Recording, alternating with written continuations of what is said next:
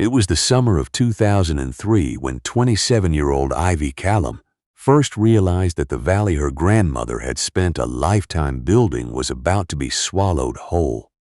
The notice came not by phone, not by email, but by certified mail, the kind that requires a signature, as if the sender wanted to make absolutely certain she couldn't pretend it hadn't arrived. Ivy signed for it on the front porch of the old farmhouse, still wearing her barn boots, her hands smelling of lavender and raw beeswax. The letter was printed on paper so thick and cream-colored it felt obscene against her work-ruined fingers. It announced, in language scrubbed clean of all humanity, that Ridgeline Development Partners LLC had acquired the 600 acres of forested hillside directly east of Callum Farm and intended to break ground within the year on a property called the Aldercroft Club, a private luxury retreat offering curated wilderness experiences, fine dining, and world-class spa facilities to an exclusive membership. Let me tell you what Callum Farm actually was, because the way people in Harwick County talked about it later, after the articles and the interviews and the photographs in the food magazines, you might get the wrong idea. You might picture something picturesque, a red barn for the tourists, a charming little store with jars of jam lined up in a window. That was not Callum Farm. Callum Farm was 90 acres of honest, stubborn, working land tucked into the lower slope of the Bluetooth Ridge in western Virginia. Ivy's grandmother, Frances Callum, had built it from raw pasture in the late 1960s with her husband, Orrin. And after Orrin passed from a stroke in 1991, Frances had kept it running alone for another decade. Every well-meaning suggestion to simplify, every gentle implication that a woman her age might prefer to rest. Frances had not been built for resting. She had been built for work, the way the ridge itself had been built for weather, by absorbing every hard thing that came at her and standing up afterward. The farm's income came from two sources. The first was a small herd of alpine dairy goats, whose milk Frances processed into a line of aged cheeses, a sharp, crumbling tom she called Ridge Gray, a softer, bloomy rind round she'd named Orrin's Gold after her husband, and a fresh chèvre packed in olive oil and wild thyme that she sold in little ceramic crocks. The second was a stand of 40 lavender rows on the south-facing slope, which she harvested every July and processed into essential oil, dried bundles, and a line of salves and balms that she sold from a small shop attached to the barn. Neither product was famous, neither needed to be. They were known, which is a different and more durable thing. Frances had passed the winter before the letter arrived, quietly, in her own bed, in the room where she had slept for 40 years. She left the farm to Ivy, her youngest granddaughter, and the only one who had ever shown any real feeling for the land. Ivy had been living and working there for 3 years already by the time she inherited it, learning the rhythms of the cheese cave, the particular needs of each animal, the specific window of time in July when the lavender oil was at its peak concentration.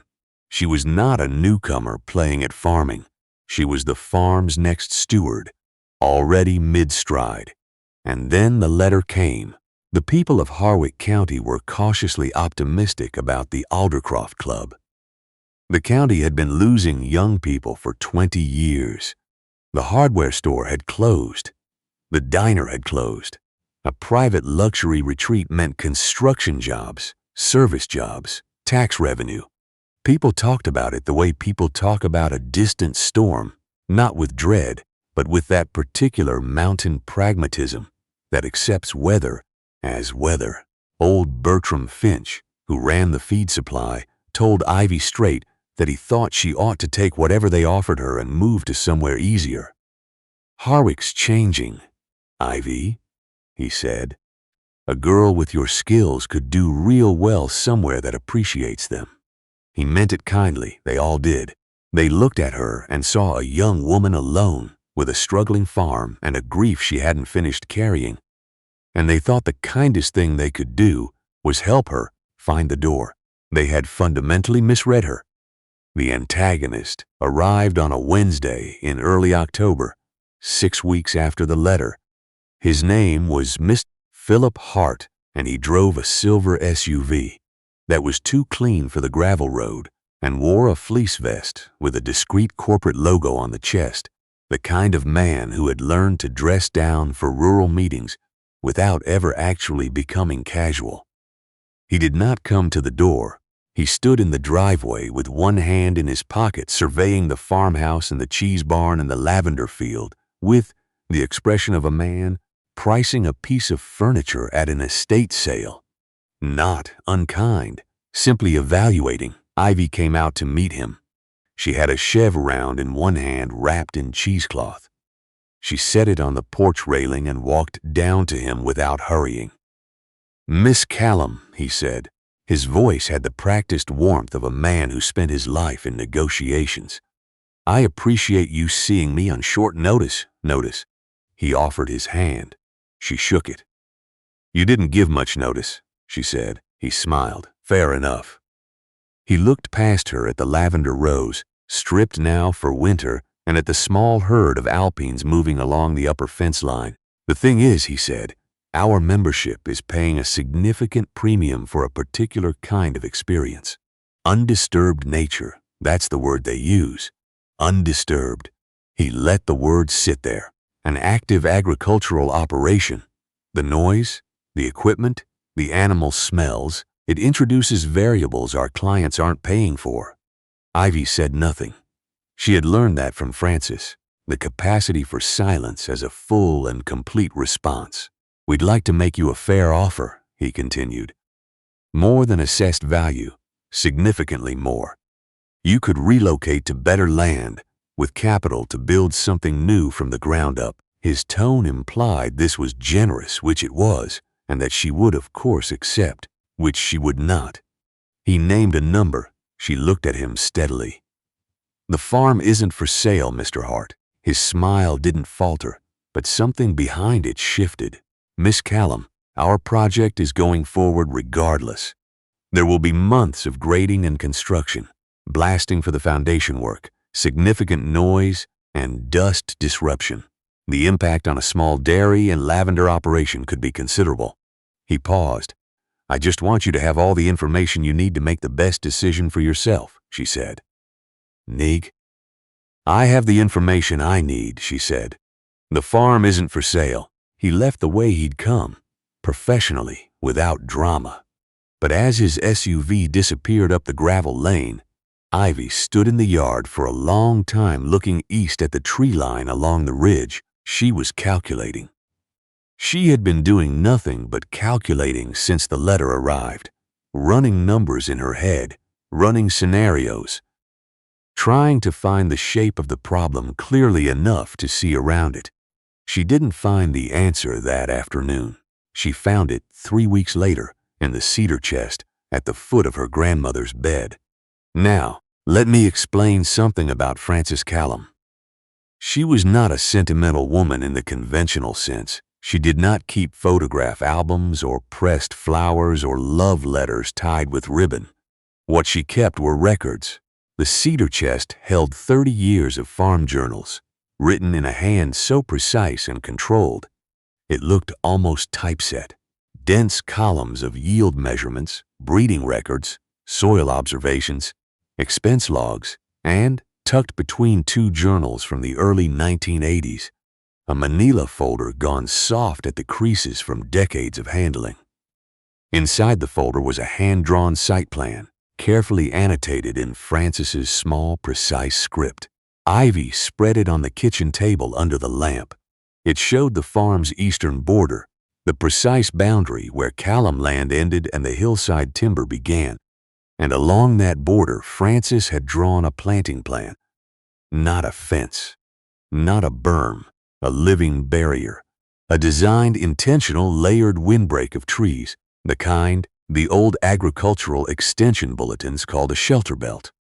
She had done her research. The plan listed species by name: eastern red cedar for an immediate dense screen year-round, white spruce behind it for noise absorption, and along the interior a mix of serviceberry, wild plum, and hawthorn for wildlife habitat.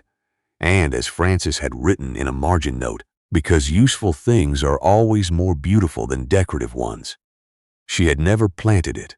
The highway scare that prompted it had passed, and the trees had remained a plan. But the research was done. The species were chosen. The spacing was calculated. All that was missing was the labor and the time. Ivy understood immediately that this was not a solution for this year or next year. She was looking at 5 years minimum before the shelter belt would provide meaningful screening, probably more before it would do what she actually needed it to do: absorb sound, block light, and persuade the wealthy guests of the Aldercroft Club that the farm on the other side of the ridge existed in a different world entirely. She also understood that she had no better option. That November she spent every dollar she had saved over 3 years of working the farm on trees. Not full-grown nursery specimens. She couldn't afford those, and besides, they didn't establish as well. She bought bare root whips and 1-gallon starts, most of them no taller than her shoulder, from a native plant nursery 4 hours away. The nursery owner loaded them into his trailer and drove them out personally because he'd never had a single order this large from a private buyer. "How many acres are you planting?" he asked. "Just the one border," Ivy said, "east side." He looked at the stacks of trees and then at her. "By yourself?" She said yes. He left without saying anything else, but he gave her a 15% discount without being asked, which was the most useful thing anyone had done for her in months. What followed was 2 of the hardest years of her life. Let me not dress that up. Let me tell you what it actually looked like. It looked like rising before dawn to do the goat milking and the cheese work, the pressing, the salting, the turning, the cave management. Because the farm's income couldn't stop just because she was also trying to plant a forest. It looked like spending every remaining hour of daylight with a digging bar and a mattock breaking through the rocky clay of the ridge border, one hole at a time, each tree planted by hand, and watered from 5-gallon buckets hauled up from the stock tank. It looked like doing this alone because she couldn't afford help and wouldn't ask for charity. It looked like coming inside after dark with hands so stiff she could barely manage the buckles on her boots, eating whatever was simple, and being asleep before 9. Meanwhile, the construction of the Aldercroft Club proceeded on the other side of the ridge with the indifferent momentum of capital. The blasting started in March of her first planting year. Deep, concussive shocks that rattled the windows in the farmhouse and sent the goats into panicked circles in the pasture. A cloud of pale construction dust drifted east and settled on everything: the lavender rows, the equipment, the cheese molds hanging to dry in the barn doorway. She had to wash everything twice. The creek that ran along her north fence line ran cloudy for 3 weeks. The goats' milk production dropped, not catastrophically, but enough to matter. She was producing about a quarter less than her normal yield, which meant a quarter less cheese, which meant a quarter less income at the farm stand and the 2 small local restaurants that carried her products. The lavender harvest that first year was thinner than it had ever been. She couldn't be certain whether to blame the dust or the stress of the noise or simply the cruel coincidence of a dry July. Probably all 3. And then there were the nights.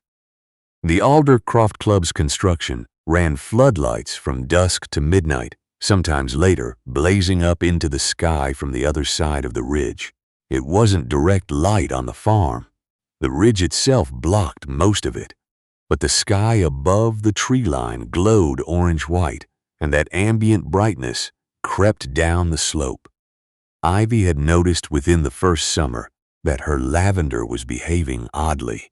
The plants were not sequencing their bloom the way she expected. She didn't understand why until she pulled out her grandmother's old copies of the growers' bulletins and found a single paragraph in a 1978 issue. Lavender, like many plants, depends on dark period duration to regulate its growth and dormancy cycles. Artificial light intrusion can disrupt this signaling and affect bloom timing and oil consent times. She read that paragraph 3 times. Then she got up and went outside and looked at the glowing ridge for a long time. She could fight the developers. She had looked into it. Noise ordinances, light pollution regulations, agricultural nuisance statutes. Her lawyer, a methodical, precise man named Mr. Acker, who worked from a small office in town, had reviewed everything carefully and given her his honest assessment.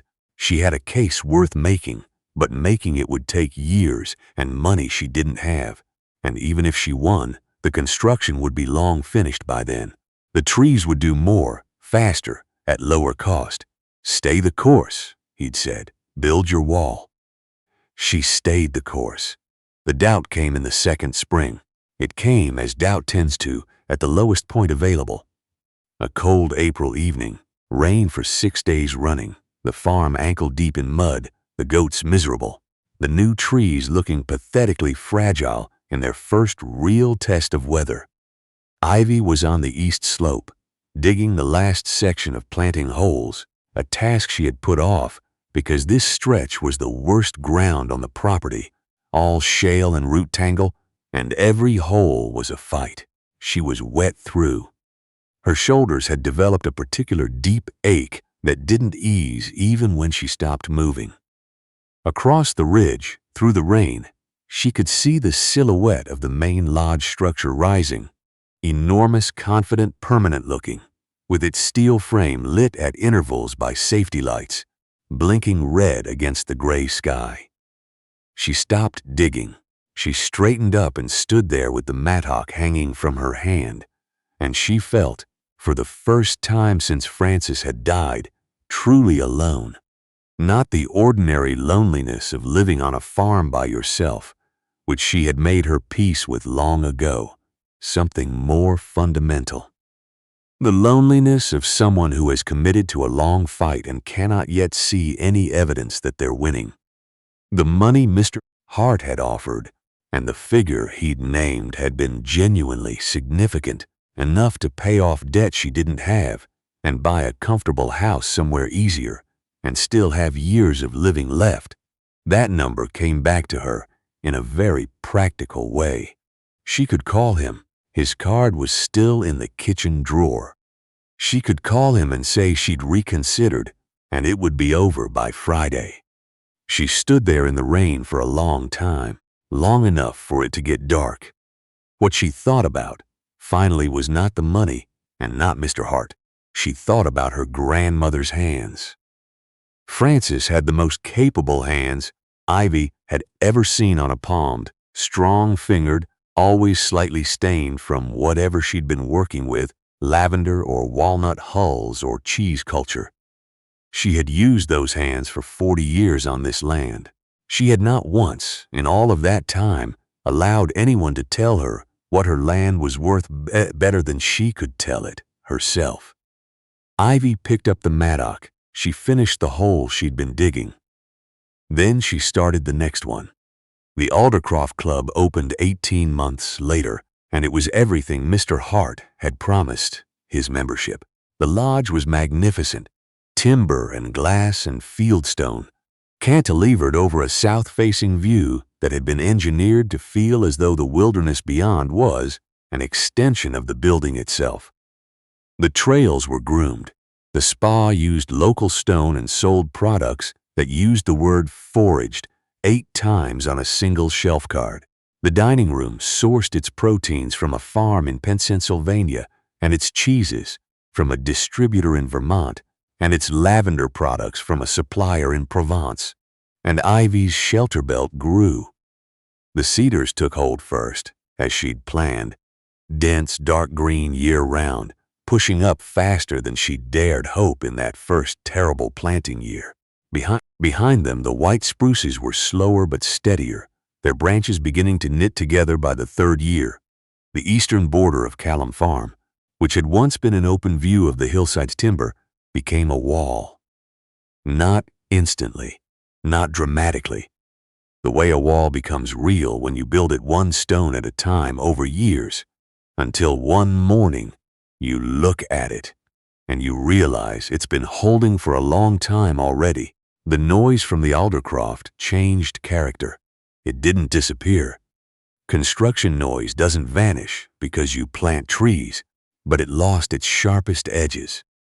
The high frequencies, the shrillest mechanical sounds were filtered and softened. The goats gradually stopped flinching. Their milk came back. By the fourth year after the aldercroft's opening, Ivy's cheese production was back to its pre-construction yield and then past it, because she'd taken the quiet years of lower production to refine her process, to age her tom longer, to experiment with the bloomy rind culture, to build stock instead of moving it quickly. The Ridge Gray she was making now was better than anything Frances had made, not because Frances had been a lesser cheesemaker, but because Ivy had had time she hadn't wanted to become a more precise one. The light intrusion had all but ceased. The spruces, now tall enough to create a genuine ridgeline presence, interrupted the ground light spill. The lavender sequenced correctly again. The oil concentration in her July harvest climbed back to where it had been in Frances's best years, and then past it. She was selling everything she made. She was still small, but she was better. The first signal that something had shifted came not through any confrontation or negotiation, but through a question. It was a Tuesday afternoon in late September, and a woman Ivy didn't recognize walked down her lane and knocked on the barn door. She was wearing good walking shoes and the particular kind of intentionally low-key clothing that signals significant wealth, and she was carrying a half-empty jar of Ridge Gray she had bought from Ivy's roadside stand earlier that week. "I'm staying at the Aldercroft," the woman said. She said it simply, without the tone Ivy had come to expect. From that direction, the tone that implied the Aldercroft was the relevant fact and everything else was context. "I asked their chef where this cheese came from." She held up the jar. "He said he didn't know.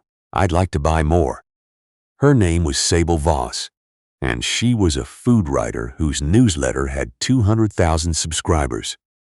Ivy had not heard of her. She sold her the last 4 rounds of Oran's Gold she had in stock, plus 2 bottles of the lavender essential oil, and gave her a 15-minute tour of the cheese cave without planning to. The piece ran 6 weeks later. Ivy read it on her phone while sitting in the barn waiting for a goat to finish laboring.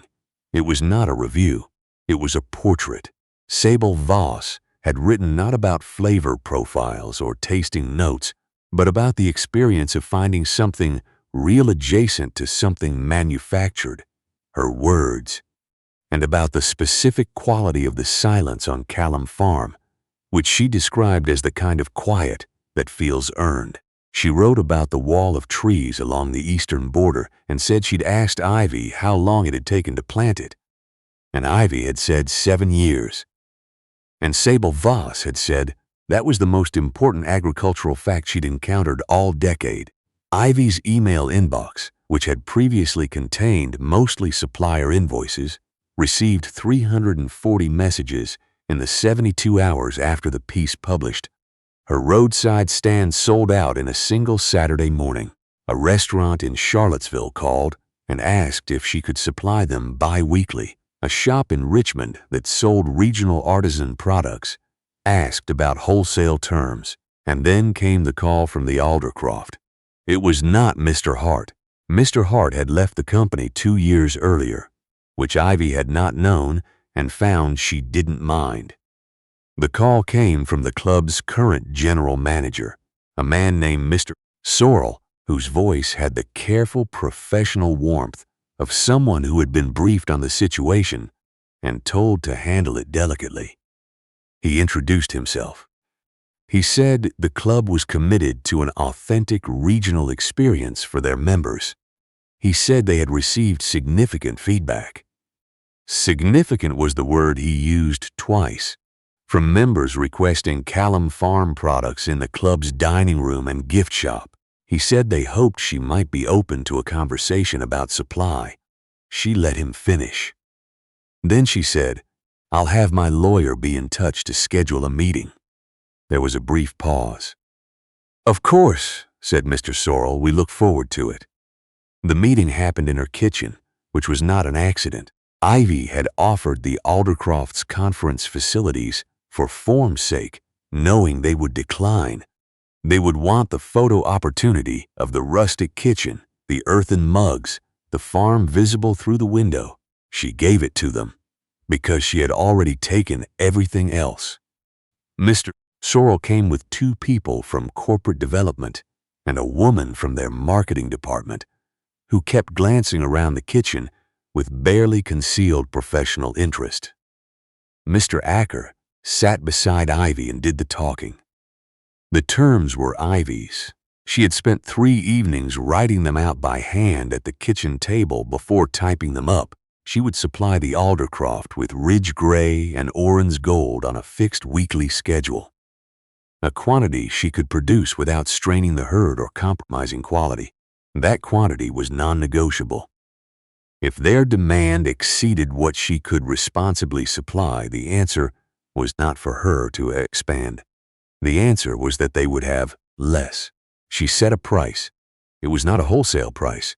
It was her retail price with a delivery surcharge and a premium she called a provenance fee, a term Mr. Acker had suggested with quiet satisfaction, reflecting the sourcing story that was, by this point, the most valuable thing the Aldercroft was paying for. She included lavender products under the same structure, fixed quantity, premium price, non-negotiable terms, and then the clause she had thought about the longest. Mr. Acker set the final page on the table. The Callum Farm supply agreement requires, as a condition of exclusivity, that the club undertake a formal review of all exterior lighting on the north and east-facing elevations of the property, with the goal of eliminating light spill beyond the property boundary. He paused and let the corporate lawyers read. He continued, "Any helicopter or low-altitude flight tour operations conducted by or through the club must maintain a minimum altitude and lateral distance from the Callum Farm property boundary as specified in the attached exhibit. Violations of either condition are grounds for immediate termination of the agreement." The lawyers leaned together and murmured. The marketing woman looked up from her notes for the first time. Mr. Sorrell met Ivy's eyes across the table. His expression was that of a man recalibrating in real time, not hostile, not resentful, simply arriving at a new understanding of where he was and what the situation required. "This is quite specific," he said. Ivy picked up her coffee mug. "It took me 7 years to plant that border," she said. "Specificity seems reasonable." There was a silence. It was not an uncomfortable silence, but it was a final one, the kind that happens at the end of a long argument when both sides have understood what they actually meant. Mr. Sorrell picked up the pen. The agreement was signed on a Thursday morning in early November, 7 years and 4 months after the certified letter had arrived in her mailbox. The marketing woman asked if she could take photographs of the kitchen for potential use in club materials. Ivy said she could, at a licensing rate that Mr. Acker had already prepared a number for. The Aldercroft Club's latest member newsletter described their dining program as featuring an exclusive farm-to-table partnership with Callum Farm, a multi-generational operation whose legendary Ridge Gray and Orange Gold cheeses are available only to Aldercroft members and guests. The word legendary was doing a great deal of work in that sentence, given that 3 years earlier the farm's reputation had not extended much beyond the county line. But there it was. They had tried to make her invisible and had instead made her the story they told to justify their own prices. Ivy found this genuinely funny in a way she couldn't entirely explain to anyone who hadn't lived it. She did not expand the herd. She did not hire staff. She did not build a visitor center or a tasting room or any of the things people suggested once the articles started appearing. And the interest began. She bought 40 acres of the adjacent hillside timber. When it came available 4 years after the contract was signed, not to clear or develop, but to add to the farm's buffer, a permanent wild edge that no one could build against. She registered it as a conservation easement, which meant that when she eventually passed the farm on, as she intended to, it would come with land that could never be divided or sold for development. The shelter belt matured.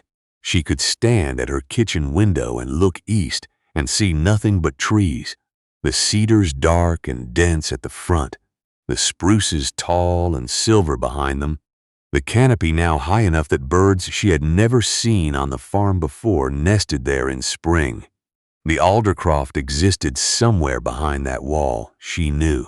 She could hear it sometimes very faintly on still summer nights, a distant murmur of voices and music from what she assumed were terrace events. It sounded like another country entirely. Young farmers began to find her the way people find the things they're looking for when they've been looking long enough.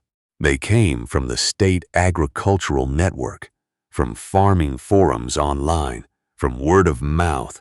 They wanted to know how she'd done it, not the cheese process or the lavender cultivation, though they asked about those too, but the other thing, how she'd held on, how she decided to stay when everything was telling her to go. She would take them to the eastern border and show them the trees. This was her answer, really.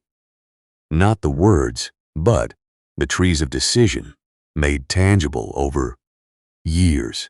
If she spoke, she said something like this: "The people who want your land will always have more money than you. They'll have lawyers and timelines and brochures with photographs of what they plan to build. They'll make it sound inevitable." She would put a hand on the rough bark of one of the old cedars, planted now so long ago she sometimes forgot the year. But inevitable is not the same as unstoppable. She would look at whoever was standing with her in the dappled shade at the edge of the shelter belt. You don't fight that kind of pressure head on. You outlast it. You build something so rooted and so specific to this particular piece of ground that the only thing the world can do is eventually come around and ask you what your price is. She would pause there, in the way that Francis had paused. That particular mountain silence that isn't absence but presence. And when they come, she'd say, "You make sure you know the answer.